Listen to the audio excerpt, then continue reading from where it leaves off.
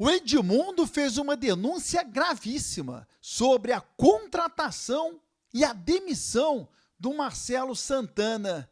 Sobre a situação do goleiro Léo Jardim, Jorge Nicola vai trazer informações importantes e eu vou fazer um complemento. Tá tudo muito esquisito e estranho. Fernando Diniz hoje concedeu uma entrevista coletiva no CT Moacir Barbosa e exaltou a torcida do Vasco. Beleza pura, povão vascaíno, que bom ter você de volta aqui no meu canal, que a cada dia cresce graças ao seu like. Deixe o seu joinha aí, se inscreva no canal, ative as notificações. Juntos, vamos chegar à marca dos 100 mil. Eu vou rodar a vinheta. E na volta, só dá Vasco!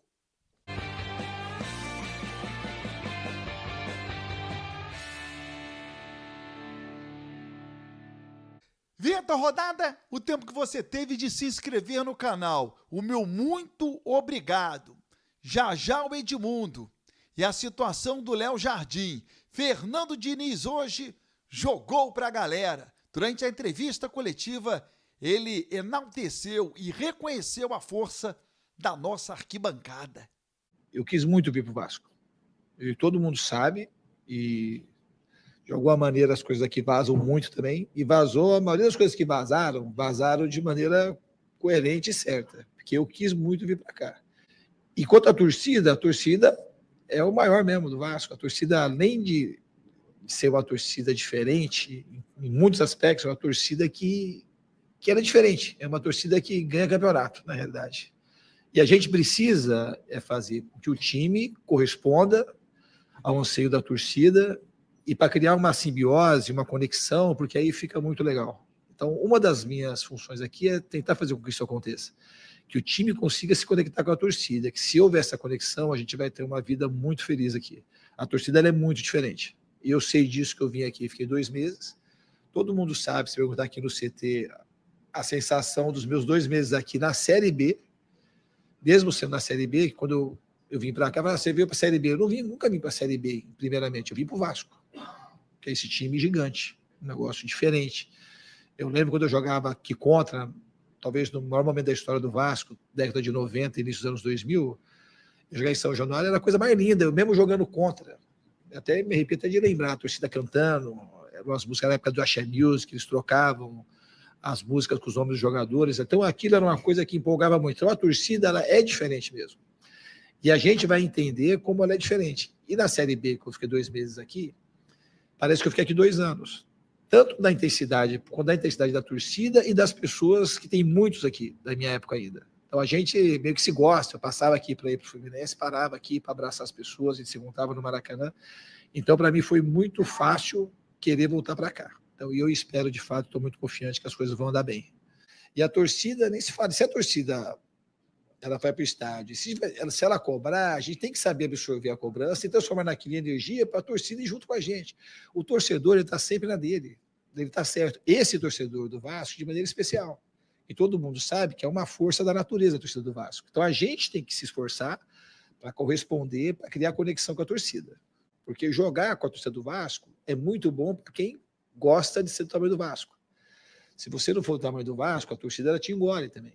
Então, assim, de quem joga, a gente tem que gostar da torcida do campo, dessa loucura que é. Fomos para São Luís uma vez na Série B, tinha 4 mil pessoas, 3 horas da manhã. Nunca tinha visto aquilo na minha vida.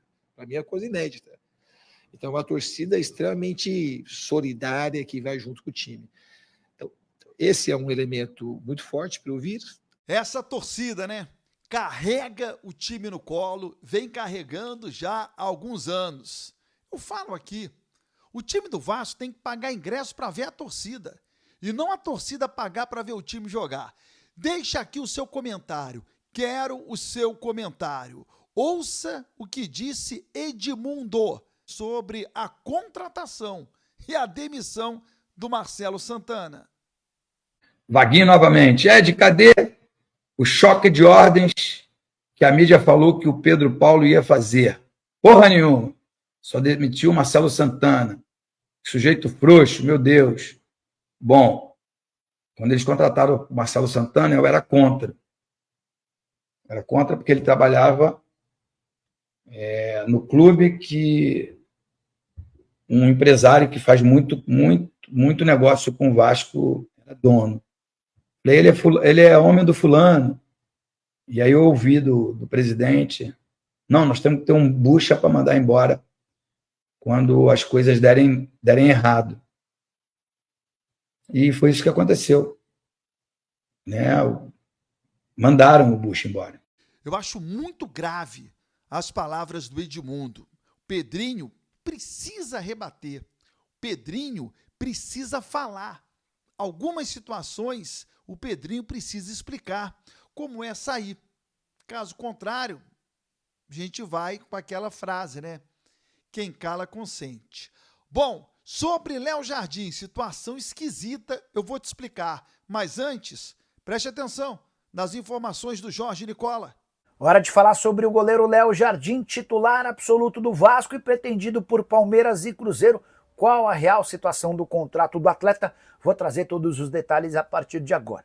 Léo Jardim tem vínculo com o Vasco até 31 de dezembro e é baseado nisso que o Cruzeiro e o Palmeiras já abriram conversas com o atleta, tentando uma assinatura de um pré-contrato para julho. Mas Vasco e Léo Jardim têm um acordo, uma cláusula nesse contrato atual que prevê a prorrogação automática do contrato por mais um ano se ele disputar pelo menos 50 partidas oficiais do Vasco em 2025.